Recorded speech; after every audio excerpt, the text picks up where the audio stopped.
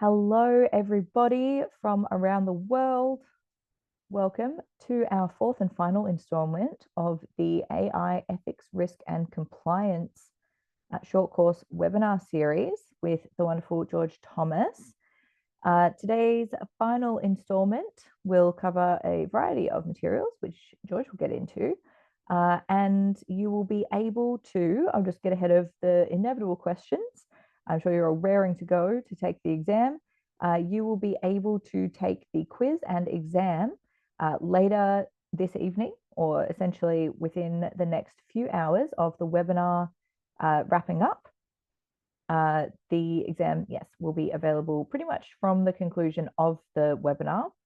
And that exam is a 1 hour long, you get a single attempt. So make sure you're ready before you get started. 1 hour to complete. It is a multiple choice exam.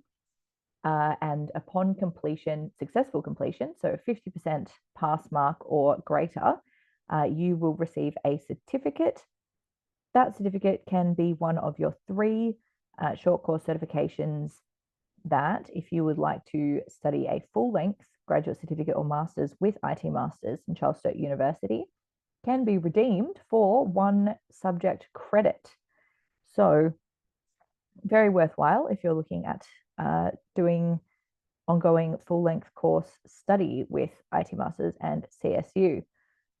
So before we get started with the webinar properly, I'd just like to acknowledge that we are coming to you from the lands of the Wurundjeri people of the Eastern Kulin Nation, and pay our respects to elders and ancestors, and acknowledge their unbroken connection and unceded sovereignty over these lands and waters. So once again, we are on our 4th installment of this. As usual, you can find all of the recordings of previous webinars. So for the last 3 weeks, including this week, that will be available on our YouTube channel and also on the student portal. So that is learn.itmasters.edu.au. Those recordings will be uploaded within 24 hours, as well as also available on that student portal, learn.itmasters.edu.au.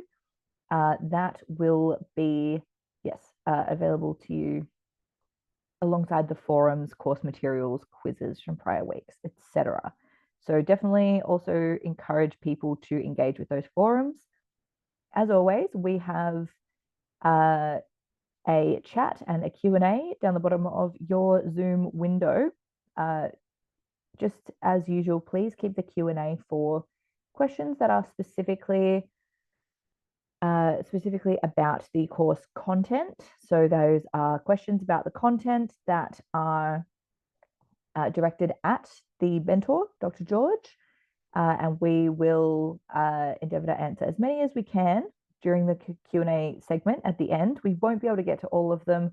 That is when, if your question is not asked, you could take it to the forums at learn.itmasters.edu.au and have that discussion with your fellow participants as well as George. Unfortunately, we won't be able to answer everyone's questions. There's always like quite a significant volume of those questions throughout the webinars. So the chat section, you can put in comments, you can put in questions, queries. Questions that are put in the chat will not be answered in Q&A, but if you'd like input from your fellow participants, that's always welcome. And, you know, just sort of little comments and asides and things like that. And if you are interested in looking at your eligibility for future full-length course study as well, please head to the eligibility segment of the IT Masters website. So that's itmasters.edu.au. And Lily will hopefully be able to pop the link to that in the chat down the bottom as well. Always happy. If you have any problems or issues with the exam procedures or anything, please email shortcourses@itmasters.edu.au. And also Lily is extremely helpfully popping in some pointers in the chat for that as well. So hopefully I've answered some of the questions that people might have. And for now, let us turn to the wonderful Dr. George for the content. Take it away, George. Thanks, Jack. Wait, there I am. All right. Hopefully everybody can see my deck. I think I've worked out what happened last week with my deck progression, so we should be good today. So welcome back. Welcome to the fourth and final installment, as mentioned before in this short course. And tonight we are going to talk about the implementation. It's a bit jumbled around here, but the implementation, look at a case study, and then look at some of the future trends of where things are going. So, yep, we've seen this. That's where we are. Now, as you know, I always start with a definition of some sort, but not today. So today, as I said, this is probably more around a bit more of the practical application. I think, in a perfect world, we have a bit more of an open discussion, but it's going to be a bit hard. So I'll probably just talk to myself a bit, and kind of go through some of the thought processes that I would go through when applying some of what we've covered off in the past 3 weeks, to the sort of context of a case study or a use case. So what I'm going to do first, though, is I'm going to talk about some of the very sort of basics around implementation. And what was interesting is as I was putting this together, because often the thing that happens is you sort of sit there and go, okay, well, I'm going to look at implementing some sort of management system or some sort of governance strategy, and you think, where on earth do I start? And so, I started to put through some of the very, I guess, best practice is probably not the right word, but the sort of the usual sort of process on what sort of things do you look at. You look at things like leadership buy-in, our senior leadership on board, things like, and I'll step through these in a bit more detail in a second, business use AI risks and resources.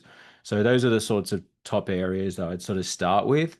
And then you know, when we look at things like senior leadership, will they be doing things like reviewing, endorsing, approving, enforcing AI policies? So I think, and this isn't just exclusive to AI, this is for really any sort of governance program. That sort of top-down approach is needed in order for it to be successful. And then thinking about how the business will use AI. So what is the enterprise plan for AI? Will it be a productivity tool, or will it be used for a product offering for decision making and things like that? How does the business currently use AI? So there's the what will it be used for, or what's the intention from a strategy perspective of how, or of what it will be used. But the other question is, how is it currently used? I think I did see there was in the discussion forum, I'll probably put a comment against it. There was someone commented about, things like shadow IT, or shadow AI. And, absolutely, I think that's certainly a risk that's very current. To that point, when I say how is it currently being used, is it currently running basically rampant in the environment? Has everybody signed up to every AI platform, sanctioned or unsanctioned, and is using it? And how is that controlled? So understanding how it's currently used is, necessary as well. And then following on from that, it starts to look at things like AI risks. So what are the current risks? I will cover that off in a bit more detail shortly. So we can probably skip that one in this sort of slide. But how will those risks be addressed, and those sorts of things? And finally, do you have the right team or resources on board? So who is responsible for the AI and the decisions it makes? So here's where we start to think about the sort of technical experts, when we think about the decision makers, when we think about the ethicists and those sorts of things. And obviously, this will really depend on the use cases and how it's going to be used, what it's going to be used for, what type of information is going to be used, and processed through the AI. Now, what's interesting, as I said, is as I was putting this together and starting to put together these sort of elements, it was weird because I thought, these areas stand out, but this to me, and this is what I want to say, does this sound familiar? This sounds very familiar. This sounds like, the AI management systems and the other standards and frameworks that are already out there. These are the things that are, already considered to be best practices. So, to the point of not reinventing the wheel, so to speak, I think, this is where things like your 42001s, like your AI risk management frameworks and so forth, will all come into play. Um, and so even though, as you probably gathered this already, there's a bit of 42001 that's sort of embedded into this short course, and yes, there is a bit more to come. I'm not saying that that's the be all and end all. Like, I'm not saying everybody needs to go and implement 42001, but certainly being familiar with the elements in the standard and applying them to the organizations that you're, working in and so forth, will benefit, especially when it comes to things like AI governance and then risk management and so forth. So, what it does do, as I said, is it provides that standardized approach to doing things. But yeah, if you kind of look at this, if I look at leadership buy-in, business use, and AI, this is that sort of context of the organization stuff that's sort of sitting in there, and that leadership stuff. Resources is, support and resources, and then AI risks is really talking about, clauses 6 and 8. So again, talking about risk management, risk treatment, and those sorts of things. So as I said, I'm not going to go too deep into this because the plan now is to look at a case study. And the aim here is to look at how one might, and this is very short. And again, if I was doing this as part of and I do this with with the cohorts that I take and the subjects that I teach, is I prefer case study methods over exams, because what it does is it helps to kind of apply the knowledge and the learnings. And so generally, if I was doing this for obviously a, a session, it'd be quite a bit longer and we go into a bit more depth. So today it's probably going to be, it's a bit of a sampler really. Going to touch on a case study scenario, going to start breaking it down, looking at some of the elements of it, and then how to apply, various aspects of it. So what things need to be considered, and a little bit of a risk management piece, a bit of the control stuff, and so forth. So I'm going to read this out. Oh, it's very tiny. Hang on a second. There we go. Right. So background. Health Tech AI is a mid-sized Australian health technology company developing AI-powered diagnostic tools for early detection of cardiovascular conditions. Their flagship product, Cardio Predict, uses machine learning to analyze patient data, e.g., ECG, blood pressure, lifestyle inputs, and predict risk levels. The company is expanding into the EU market and wants to demonstrate responsible AI practices, manage risks effectively, and ensure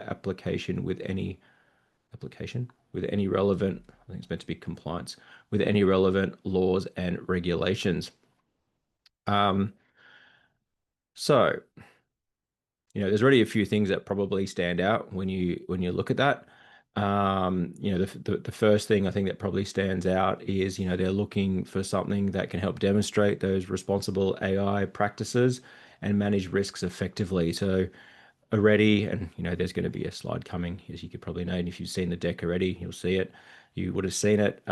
Is looking at something like an AI management system or an AIMS, and then applying something like 42001. You can already see here that it's an Australian technology company, but in addition to that, they're expanding into the EU market. So this is where you start to think about some of the compliance requirements from a regulatory and legal perspective. Things like Privacy Act, things like the EU GDPR, things like the EU AI Act. So this is where. Sorry, I don't know if anyone can hear that. There's a magpie staring at me. So, this is where it sort of it starts to provoke some thinking around what are the elements that need to be included in this. And look, I'm going to go forward, but I may come back and forth just to come back to the background periodically. So if I look at a, AI management system or an AIMS, why would this potentially be a good approach?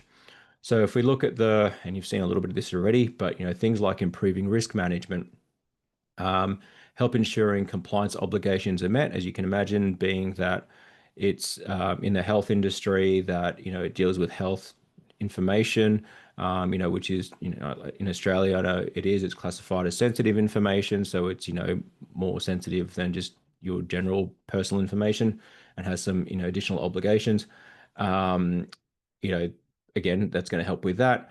It also helps demonstrate responsible, ethical, and trustworthy use of AI.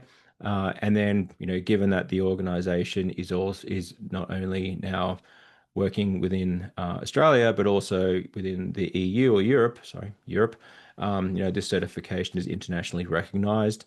Um, and it is also certifiable. So, there's all that additional good stuff that kind of comes with it.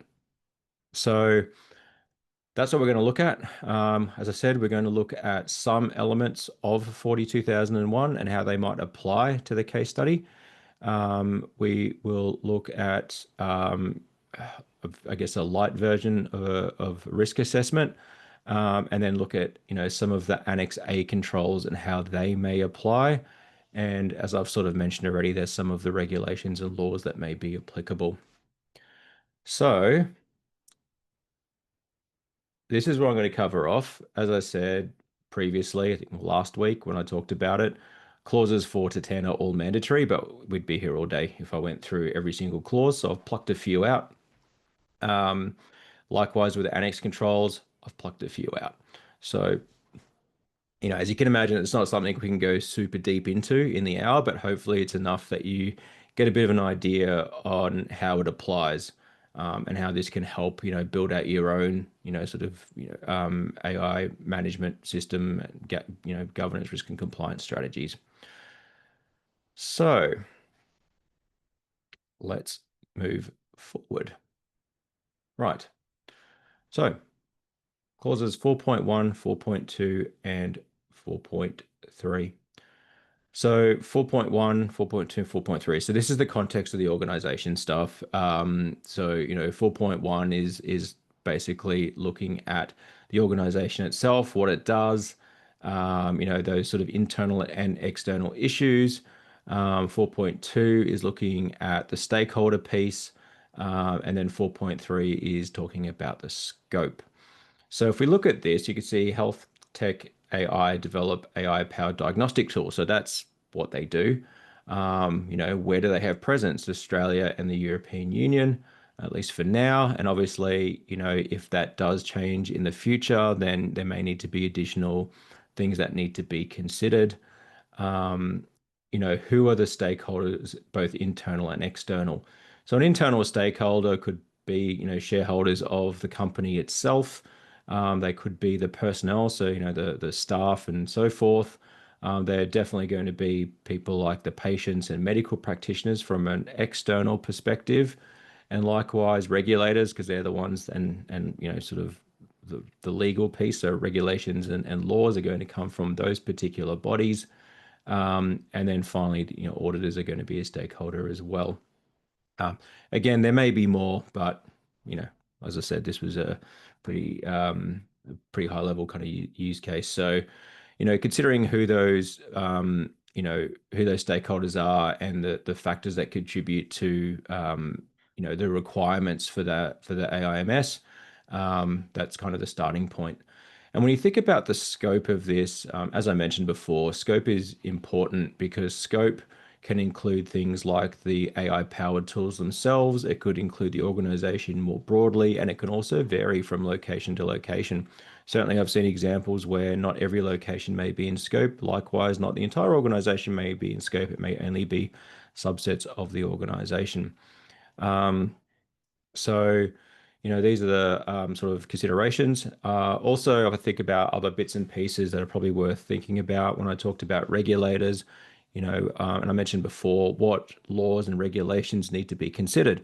So if you look at the jurisdictions that, this company is going to operate in, certainly, as I mentioned, the Privacy Act, EU GDPR, and the EU AI Act will come into play. And what that does, as we sort of covered off maybe a couple of weeks ago now, is this type of technology, because it is one that I guess it deals with health information, will probably be subject to stricter requirements. So here, something like, the system could be considered a high risk AI system under the EU AI Act. And so because of that, there's going to be more stringent requirements around how it is, risk assessed and the sort of controls that are required to do that. So as I mentioned, this type of thing is really useful in trying to identify what the requirements are, because it sort of provides that structured approach to saying, okay, well, here's where we operate, here's what we do, here's the type of information that we deal with. Let's kind of, identify that and then determine what the next steps are. Finally, just down the bottom there, I've got climate change requirements. Now, that may seem a little strange. This climate change requirement is very specific to 42,001. It was an amendment that was made, I feel like it was 2023. I think it was around Feb 2023. All of the ISO management systems got an amendment requiring that climate change be considered. So I just put it there because it is sitting within clause 4. So, if there's any particular climate change considerations, then yeah, they just need to be included. So going through that, thinking about, context, stakeholders, scope, all those sorts of things will then allow you to identify and again, this is important, not just from an ISO perspective, but more broadly from a program perspective, what is the scope of what you're trying to do? And so here is an example scope statement. You can kind of see where this is going. So the scope of the artificial intelligence management system applies to the development, deployment, and lifecycle management of the AI systems used in healthcare diagnostics and decision support of health tech AI, ensuring responsible, ethical, and compliant AI practices.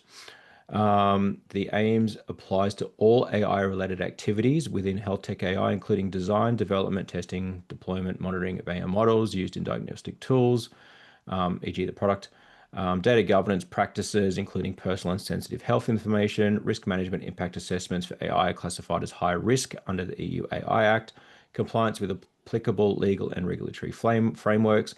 And then there's some exclusions. So it does not cover non-AI software systems, third-party AI solutions not developed or controlled by health tech AI or AI systems used solely for internal administrative purposes. So that's also very important as well to have exclusions where there are things that need to be scoped out. Again, if you do end up going through that certification path, it's important that there are boundaries. Auditors won't audit outside the boundaries when it's supposed to. So it needs to be very clear on what's included. And so, yeah, it's important to have this pretty tight. If you look at this, as you could see, this is really focused on the development of the platform, the use of the platform, making sure that it's compliant and that it's ethical. Also, there's a piece around the data governance part in there. So, what data governance policies and practices are going to be implemented. There's quite a lot that's sort of jammed into this statement. So that is an example of a statement. I'm not saying this is right or wrong, but for the purposes of this use case, this is what we're running with. So now that that's happened, and now that you've done a lot of other stuff, and you've worked out what your scope is, it's time to do a bit of a risk assessment. So the risk management piece here, I'll start right to left. It seems a bit counterintuitive, but this diagram on the right is the ISO 31000 sort of risk diagram. And you could see there's a bit of that, scope, context, criteria stuff that's in there. Then you've got the risk assessment piece in the middle. And so the process that we'd follow is we'd look at identification of risk, do an analysis, and then an evaluation of that risk. And then based on the outputs of that, determine what the risk treatments are. So if you look at this one on the left here, I've got a bit of a table that sort of identifies what the tolerances are. So this is like a risk rating matrix effectively. And so looking at the top line there where we go insignificant, minor, medium, major, catastrophic. So that is the impact to the organization. And then if you look down the left, you've got that likelihood. So from rare to almost certain. And what we've tried to do here, what I've tried to do is provide both a qualitative definition of what would be considered, X impact, and also tried to provide a bit of a quantitative figure of what that might look like. And there's a reason I'm going to talk about that, and we'll talk about it a little bit later. But if I look at an AI-driven clinical decision support system misinterprets patient data and recommends harmful treatment resulting in patient injury or death, that is clearly very bad. And so, in fact, catastrophic in the case of this. And so that would say that happens, that's going to be in that last column. Now, let's say that that is possible. So it could happen and has happened before. Then that puts us in that third row from the bottom, which then if we go to the right, sits us in extreme. Likewise, if the impact was more than $5 million in loss, that would also put us in the same spot. So what's going to happen is and obviously this will vary organization to organization. This is something that needs to, be developed internally with direction from, senior management and so forth. One thing that I'm going to do today, which is a little bit probably not quite right, but again, we don't have hours to go through this, is I'm going to just set a fixed risk tolerance.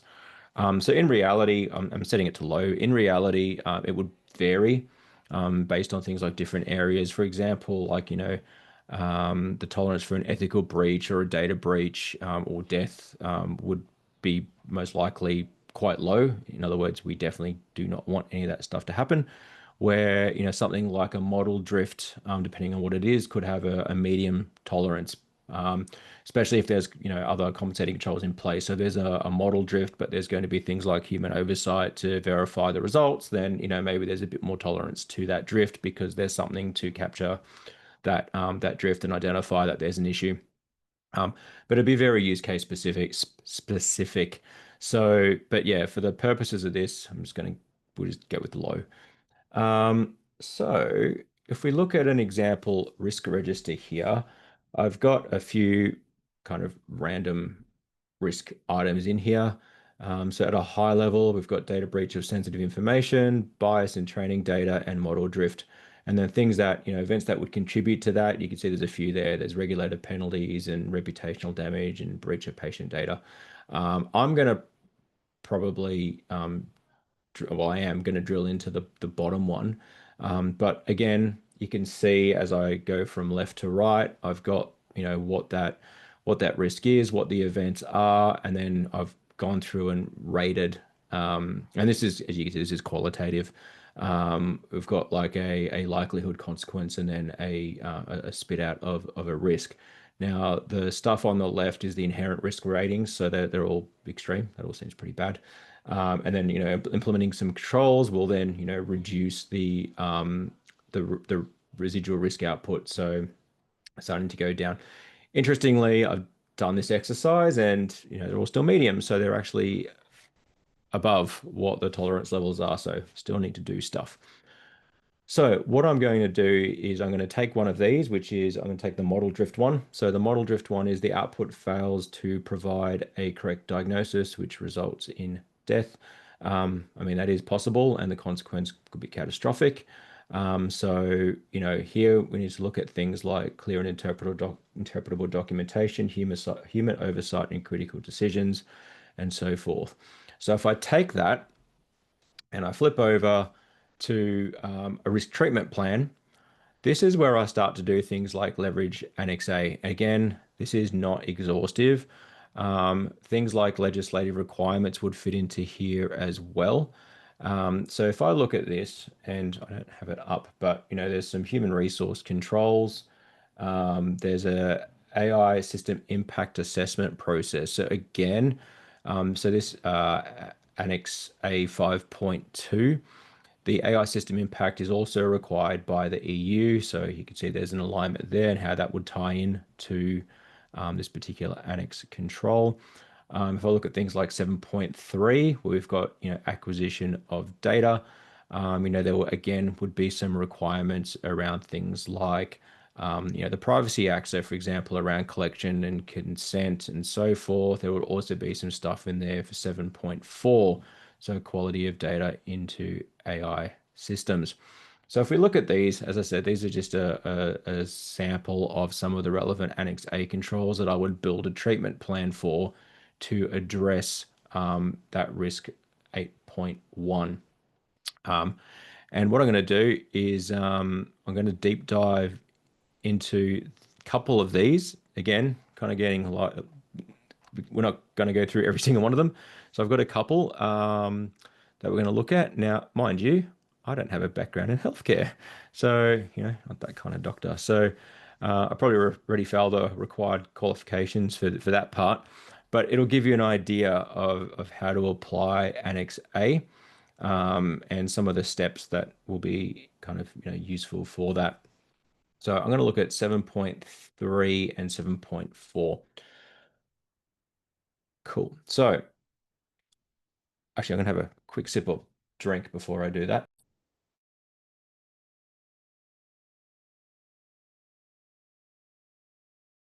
Sorry, when you talk a lot, your throat gets dry. Right. So 7.3, acquisition of data. So this is the bit where you're taking the information from whatever source it is, because ultimately you're going to have to do that for using AI. Because at the end of the day, AI does not exist without data, does not exist without information. Like it's fundamental. So the organization, and this is the clause from ISO, the organization shall determine and document details about the acquisition and selection of the data used in AI systems. So that is the Annex A description, or the control description. And so what does that look like? So the bullet points aren't from ISO. This is a breakdown of what that would look like. So define data acquisition policies. So this is about establishing those clear guidelines for how that patient data is sourced. So that can include things like, approved data sources. So is it coming from clinical partners? Is it coming from public data sets? How does that information get there? And we all hear about the, sort of garbage in, garbage out thing. So there needs to be some clear guidelines about how that happens. There's also going to need to be some requirements around things that are prohibited. So, things like data scraping and, especially scraping without permission, that would be something that might be and probably should be a prohibited practice. Um, Other policies around consent. I know consent management is in there. I'll get into that in a bit more detail, but the overall policy for consent should be defined as well. If we now look at things like legal and regulatory compliance, so this is where we need to start thinking about, compliance with things like, in this particular use case, the Australian Privacy Act. So things like APPs 3 to 6 would need to be considered. By the way, APPs are not going to be on the exam. But, that's something that you'd need to consider if you were doing this, that you're complying with those. EU GDPR, because again, there's been discussion about operation and expansion into the European Union. So GDPR will need to be considered, and the requirements of that as far as acquisition of data. Likewise, there are, and I've talked about this already, this is probably going to be a higher risk AI system. So the EU AI Act and the system impact assessments would need to be considered as far as the acquisition of information. Because this would be considered sensitive information and sensitive data, the EU GDPR is going to require most likely a data protection impact assessment or a DPIA as well. So there's quite a bit that would be going on there from a legal and regulatory compliance perspective. Consent management. So, implementing mechanisms to obtain consent or informed consent from the individuals that would need to be considered as well. So things like purpose of use, data sharing, those sorts of things will need to be included in the acquisition of data controls. Data provenance and traceability. So just maintaining records of where did the data come from? How was it collected? Was there any transformations or changes that were applied to the data to clean it up? Those are things that, need to be considered. And finally, the ethical review piece. So, this is the bit of the more kind of difficult one. But who is responsible for those ethical decisions? And so often things like the establishment of AI ethics committees is practiced, or some sort of review board that can be used to evaluate those data acquisition initiatives. And they should consider things like societal impact and fairness and any of those potential harms. So that's 7.3 in a bit of a nutshell. Now let's look at the quality piece. So quality of data for AI systems. So the organization shall develop and document requirements for data quality and ensure that data used to develop and operate the AI system meets those requirements. So again, if we go back to the risk, wherever that was, oh, the output fails to provide a correct diagnosis, which results in death. You can see the risk source there is model drift. So that's going to be potentially, well, will be related to data. So data quality is going to be something that's really important here. So how do you help minimize that? Um, by the way, I just realized one thing that I haven't added is probably going to be that human oversight control. It's probably the human resources one that we had up the top. But anyway, we'll talk about data quality for AI systems. So from a health perspective in the context of this risk, things like data accuracy, completeness, consistency, timeliness, and relevance. So data accuracy, is the data correctly recorded and validated? So for example, the readings, patient history, all those sorts of things. This is where things like both automated and manual checks to detect, things like outliers and anomalies would, need to be potentially implemented. Are there any things, talk about completeness? Are there any values that are missing? Is there any critical information that is missing that could end up skewing results? So again, what are the strategies to, flag things like incomplete records and so forth? Consistency. So are the formats standardized? Are they using the same terminology, the same units of measurement? Are there, sort of, there's the taxonomy consistent? All those sorts of things would need to be considered in there. And then the timeliness. So is the data up to date? And so this is probably quite important for things that maybe are time sensitive. So, that's where that would need to be considered. So things like, timestamps and so forth, and how old is the data and so forth. And then finally, the relevance. So is the data relevant? So is it meaningful? Is it ethically appropriate? Using things like, you know, proxy or dud data could introduce things like bias. For example, the use of things like area codes or postcodes could introduce some sort of bias for some reason. Maybe there's a specific demographic that, that may end up causing bias in the output. So there's quite a lot to think about here. I'm going to pause for a second. I think Shane last week kind of did a bit of a couple questions in the middle, and that gives me a chance to have another drink because I'm We can getting certainly a bit do of a that. sore throat. I don't know if I've got allergies or Absolutely. something. Take a few sips, but not too many because it won't take me very long to read out a question. All right. So Danielle has asked if there are the same data privacy risks for AI embedded in apps, such as Ask AI Assistant in Adobe Acrobat, Copilot in Microsoft, etc., as there are for, I guess, AI that's not embedded in an app. Look, without doing a thorough analysis of that, I'm going to say that more than likely, yes. And the reason I say that is because that processing typically happens elsewhere. Like it doesn't tend to happen like isolated locally on somebody's machine. It's leveraging, for example, I used Adobe Photoshop's generative upscaling yesterday, right? Which is, I was like, oh, it's a beta feature. And it basically told me, by the way, the output was pretty funny, but it told me that it could upscale the resolution of an image. It was a picture of myself, so it was fine. I was just trying to make it bigger. And I did see what it did was it actually submitted the image to Adobe Firefly, which is their online AI platform. So my point being is that, even though they're embedded in the apps, they're, as far as I know, pretty much all of them, unless I've missed one, is pushing that data to cloud anyway. So there's going to be potential data privacy risks regardless. Absolutely, there are going to be, enterprise sort of geared platforms that have a bit more control.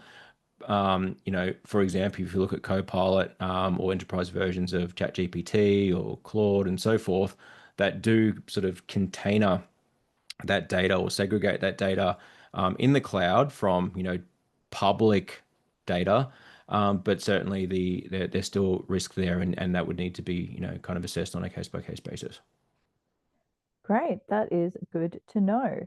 So we've got another question from Tony asking, A7.4 expects data to be accurate, complete, and consistent. In healthcare, it rarely is. Should AI models adapt to imperfect data, or should organizations hold deployment until it's clean enough? That's actually a very hard question to answer. I mean, in an ideal world, the data will be perfect, but to the point, it rarely is. So, look, it comes down to it sounds like a bit, it sounds going to sound like a cop out, but it comes down to a decision by the organization that's implementing the AI at what risk they're willing to accept. I mean, that's what it is at the end of the day. I talked about that before when I said, things vary from organization to organization, and it's very use case driven. It's very appetite driven as well. So, it's it would depend on each individual organization. I know if I was, and to that point, it's like you want it perfect, but it's going to slow things down versus the flip side, where if the risk of bad data is going to be catastrophic, then maybe you want it, you know, perfect, that sort of thing, right? So it's hard to answer because I think there is no right answer. Fair enough. And yeah, let me tell you from a healthcare perspective, you're never going to get perfect data. So it's Well, and I think that's where it starts to play into what are the other controls that need to take place or to be implemented, as compensating controls, if you wish, that will mitigate any of that risk. And so, if there's going to be data in there that's potentially going to have errors in it, but there's a way to pick up that there's some sort of, error or anomaly or whatnot by way of, manual checking, then, that might be an acceptable solution. So, yeah. absolutely. I reckon that's probably good for questions for now. Feel free to take another sip before we move on, and let's keep going, shall we? We're almost there. So, before we do that, so that's kind of the end of that implementation-y piece, and then we'll start talking about the future stuff. So, if anyone's got any of those questions, otherwise, we can also save them for afterwards. So, I can do that too. So, maybe I'll take one more sip and then carry on. I can't take any more sips because I ran out. All right. So, where was I? All right. I've done ice out of death. Let's talk about something else. So, let's talk about some of the future trends. So, what are the things that are, I'm going to say, here, now, emerging, coming?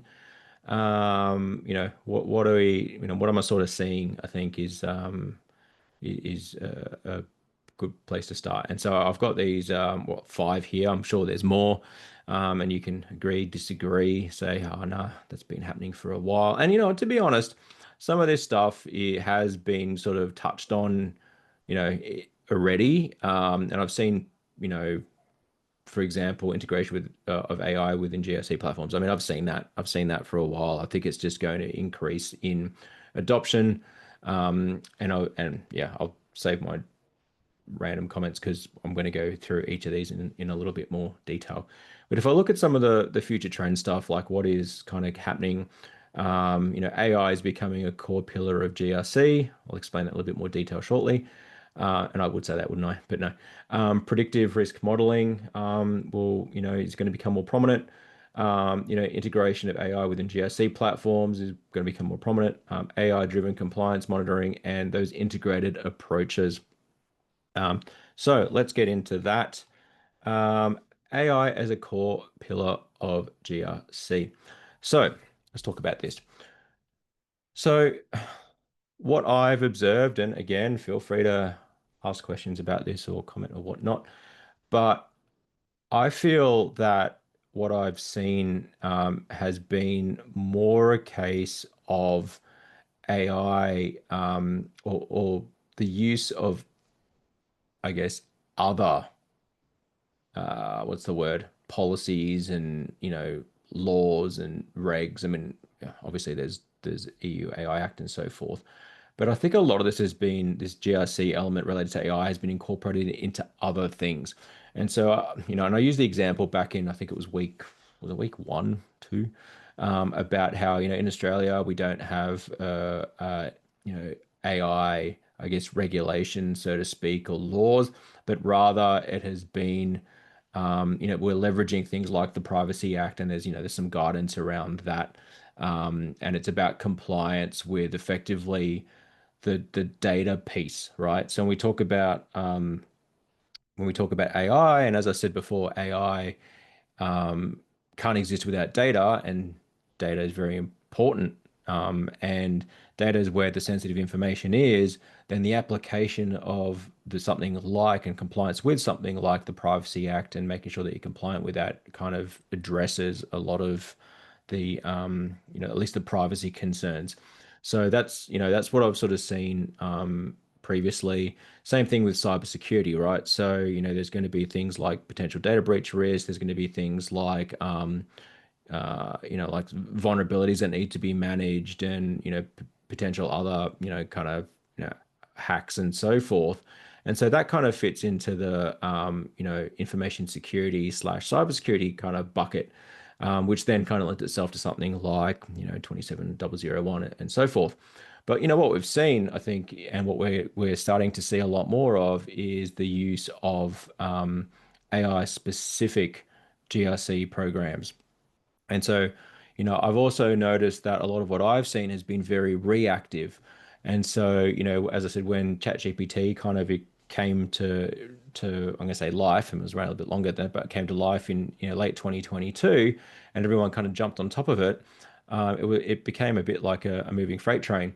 And so, what sort of happened was there was this mass adoption, and then all these other platforms have hit by the way, and then to the point, all these AI tools started to get integrated into things like, Adobe, Microsoft, you name it. It had some sort of AI buddy that was kind of or AI integration that was attached to it.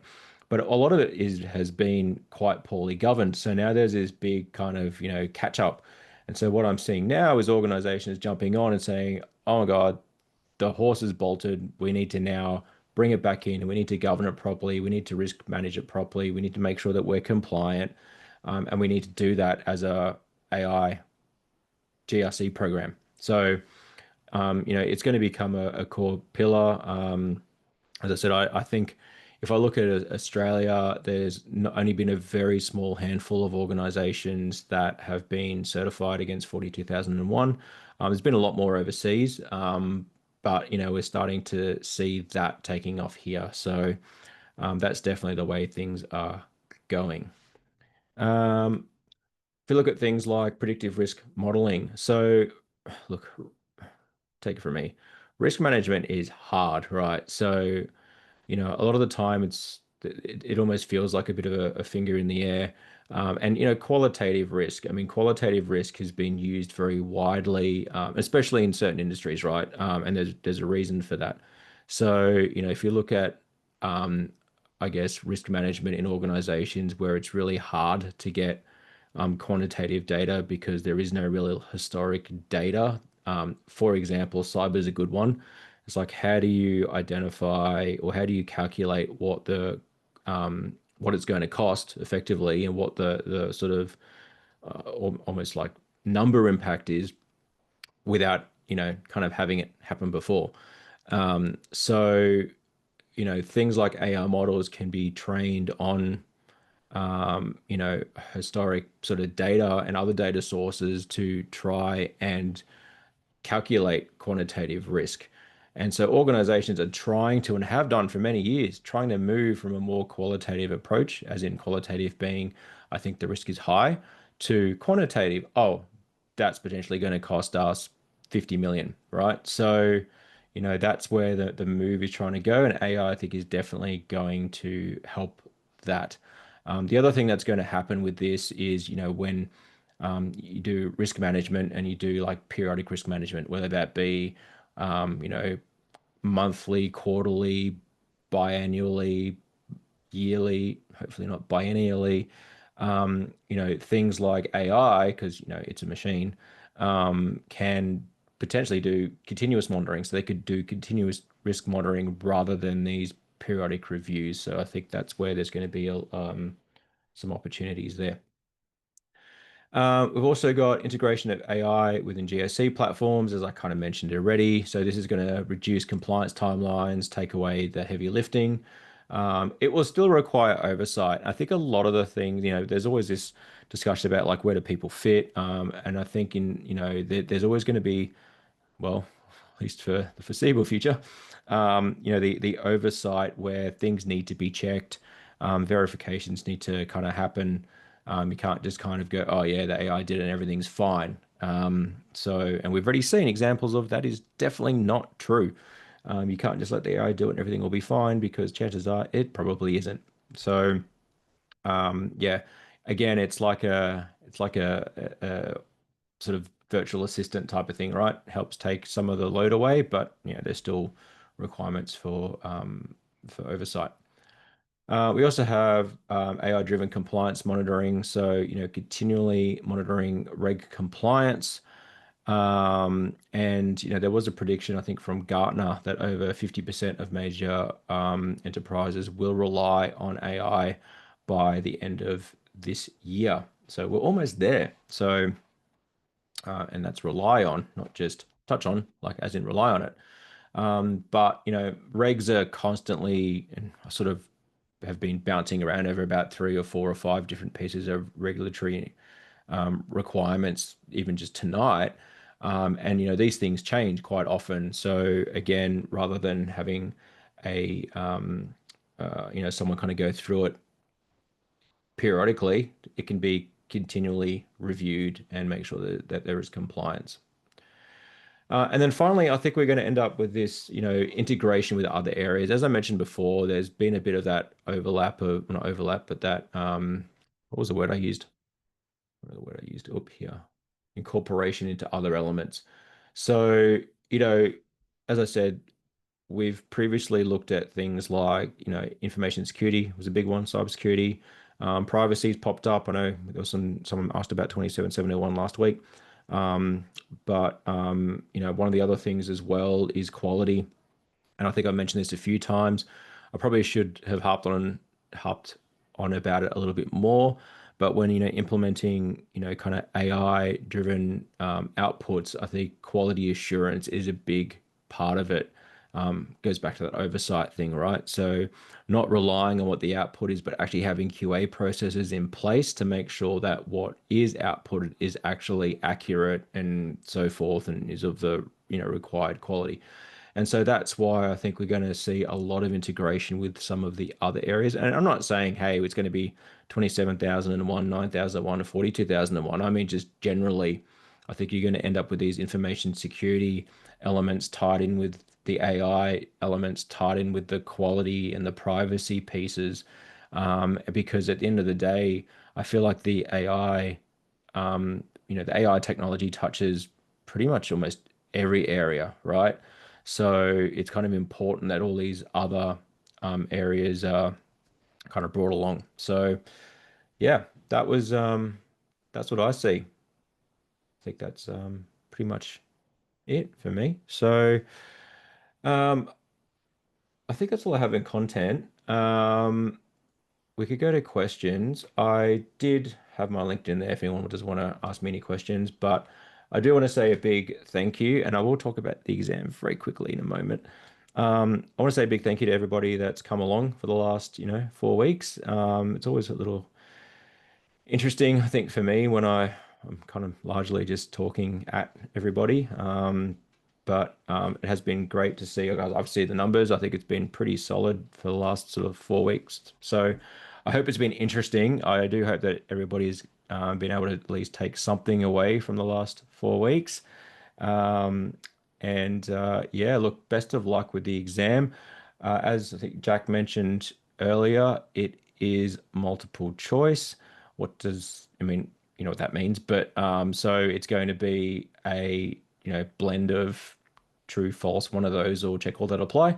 But what I will say is that everything that is in it has been covered in the past 4 weeks. So there's nothing kind of extra that you need to go read up on or whatnot. If just if you watch the webinars and look over the packs, that should do it. So yeah, thank you again, and I reckon we could probably move to questions.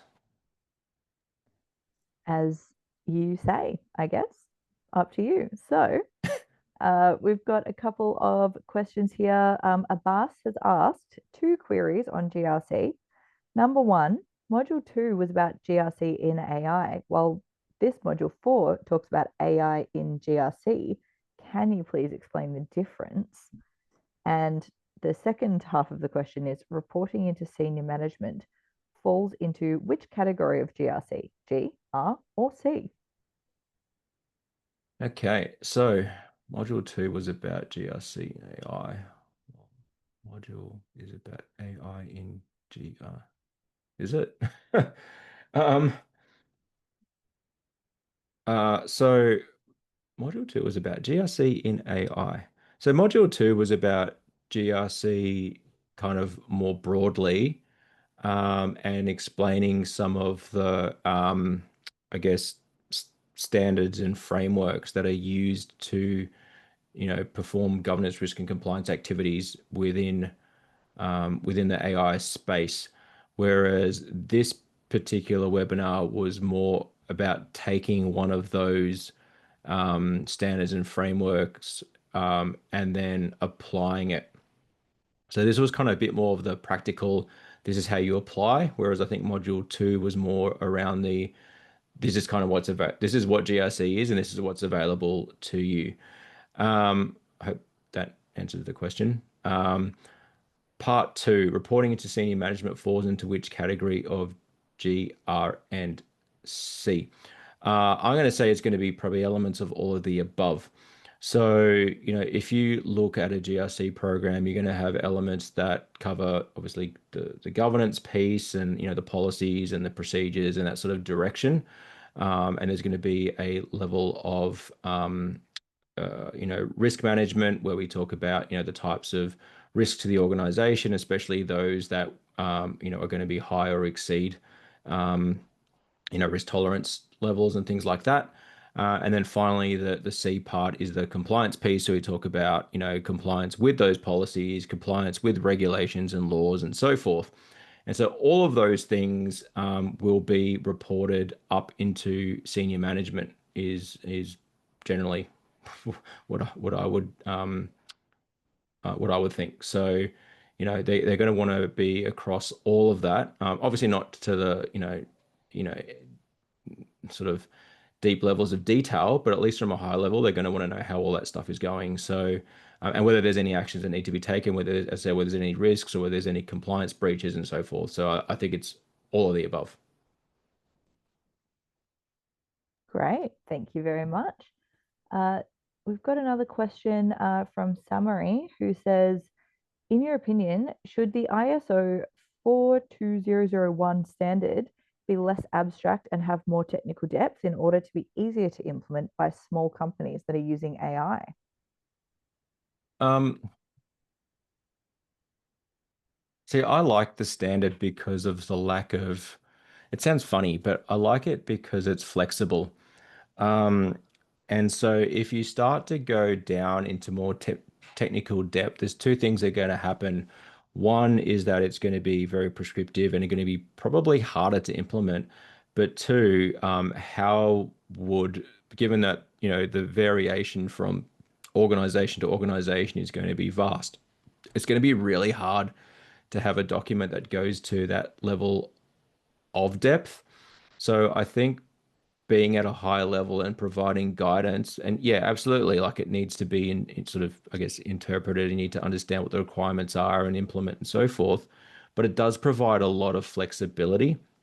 Um, and look, I'll be honest. I mean, it's also been a big piece of criticism for the ISO standards because, a lot of the, well, all of the time, a lot of those decisions are up to the organization themselves. So when I say that, it's like, well, when you say risk management, if the organization is willing to accept a risk, then they're willing to accept a risk. Likewise, they can scope whatever they need to. Now, that doesn't mean like, so as an auditor, you go in there and you say, well, I think that you need to consider doing something different. But at the end of the day, the organization has the say. So that's been an issue also. But look, I think it's a tricky one.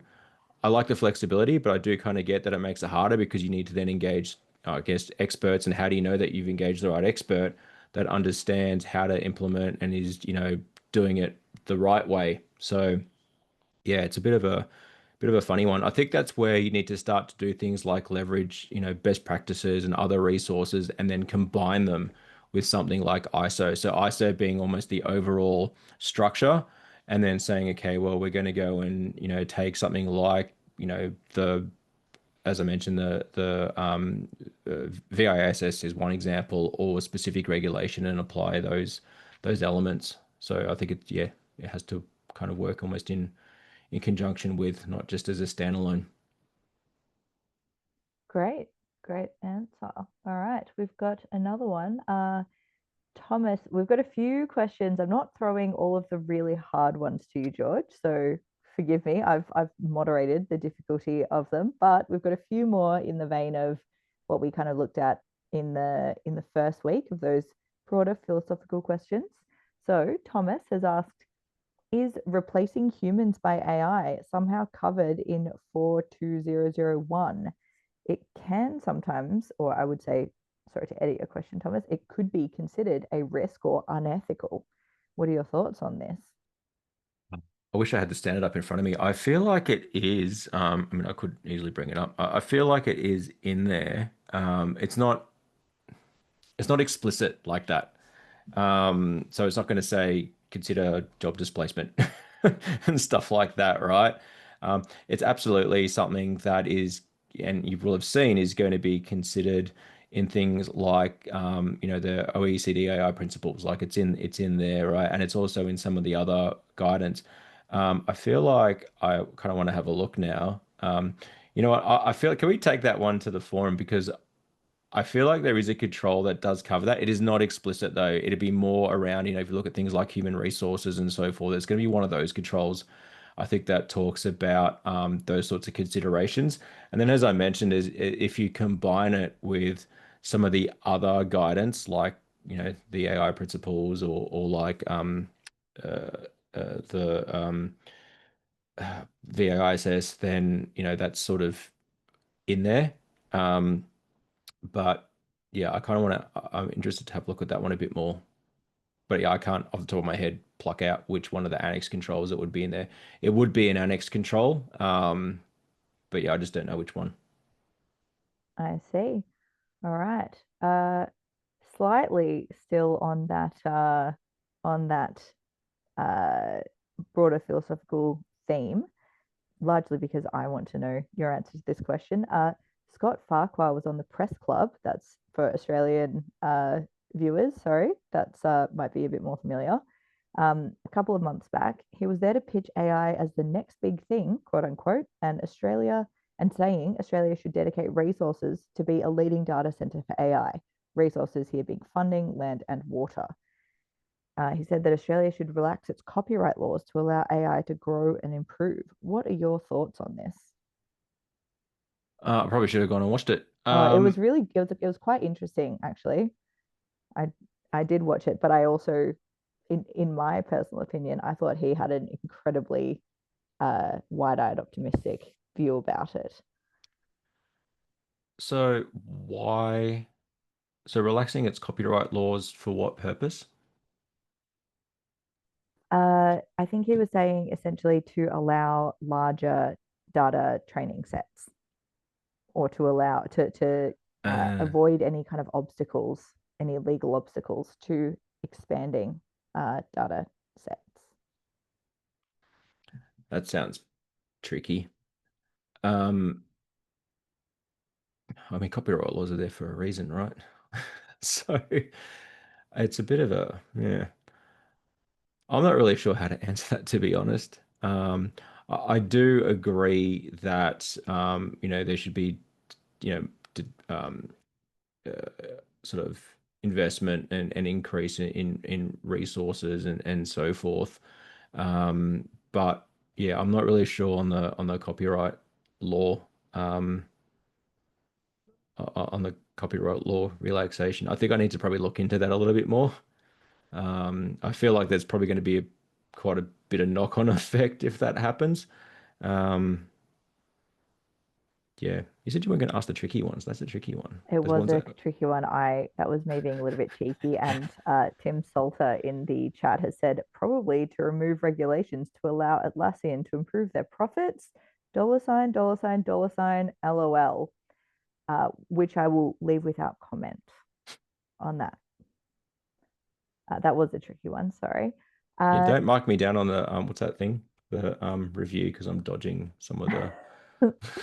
uh, Samari has asked another question, asking if there's any documentation for, I suppose, standardized documentation potentially for AI lifecycle decisions, design, training, deployment, monitoring that exists that you're aware of, and if so, do you know where we could find it? Is there any documentation for AI lifecycle decisions, designing, training? Um, Not that I've really come across. I mean, there's probably the closest thing around that is there might be some stuff in the NIST framework, but I haven't really come across a huge amount. I think we're still at that stage where the maturity of a lot of this is still fairly early days. Unless anybody's come across anything else, and I think feel free to put it in the chat. But there's not really anything that I've seen to that degree around sort of decision making.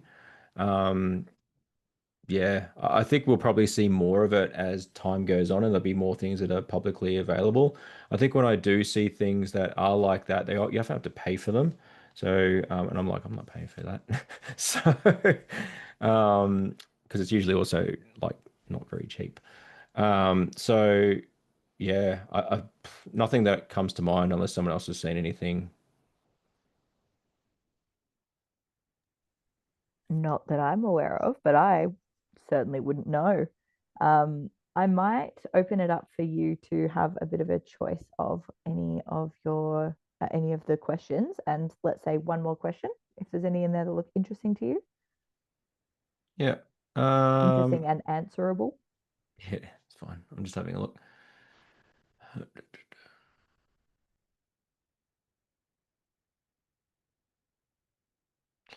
Okay. Yeah, and look, so look, I'll just start from the top here. So what we've got at the top. Let's scroll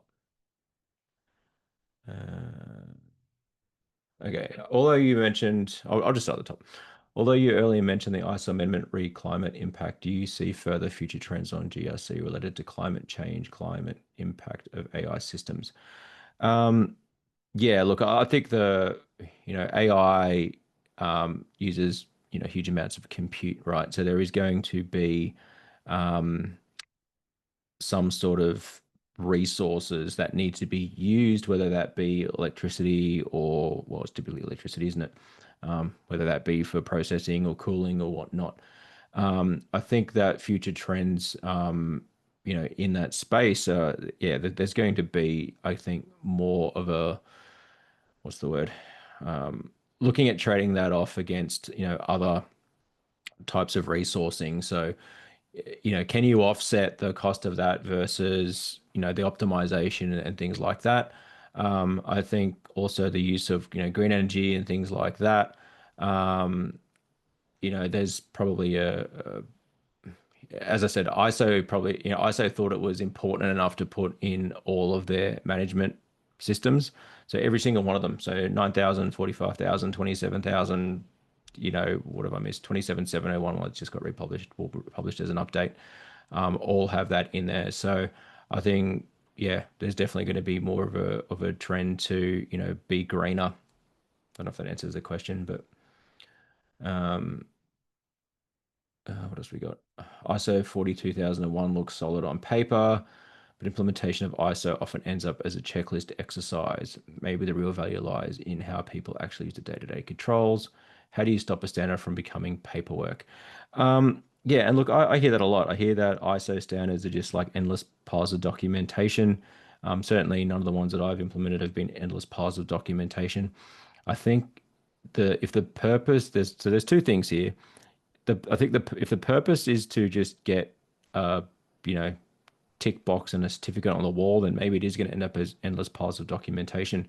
If the intent is to have something that, can be followed to, you know, continually improve an organization and make sure that you're, effectively managing a risk, um, then I think you're going to get the value out of it. And at the end of the day, I mean, it's not documentation. As I mentioned, the standard does have explicit documentation requirements, but it's not everything. So I think a lot of the time I see almost in certain instances a bit of overkill in terms of, well, that probably didn't need to be, a whole ream of paper of records, for example. There are certainly elements where, as I mentioned with procedures, where if a procedure is pretty self-explanatory, then and anybody could do it, then you probably don't need a document for it or that type of thing.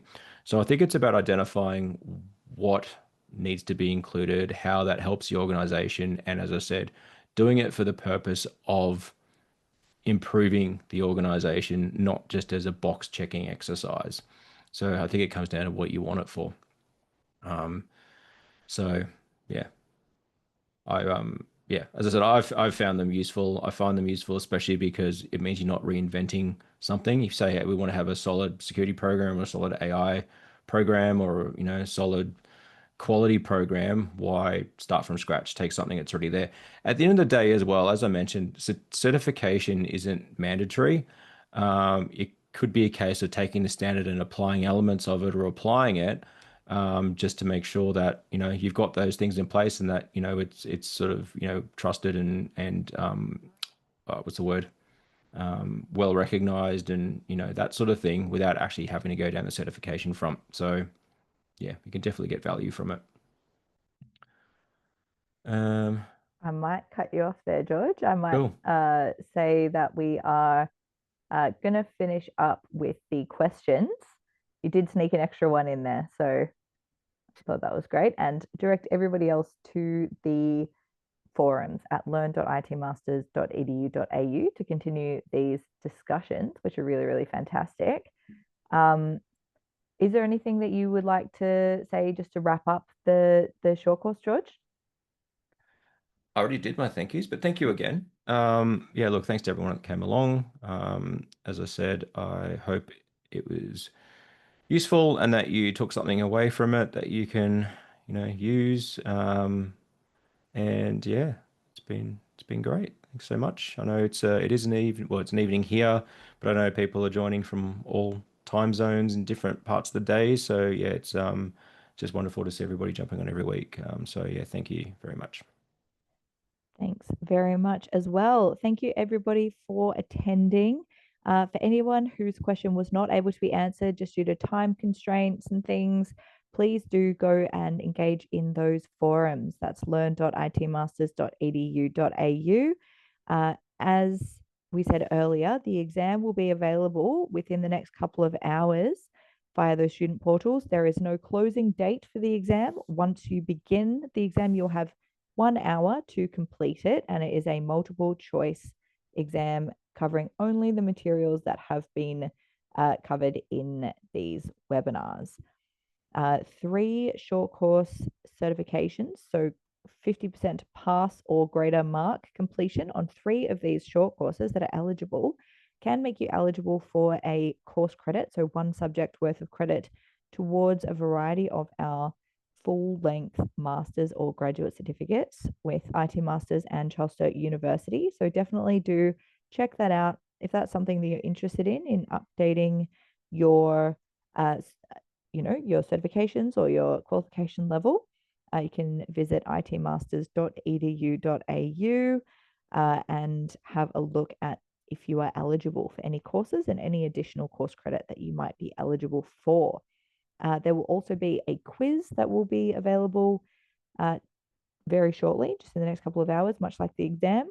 And if you have not yet filled out the survey, the student experience survey, please do so. It should be in your email inboxes or potentially accessible from the student portal as well. It's extremely valuable to us to get your feedback. So definitely, it's much appreciated if you take the time to fill out that form, that survey.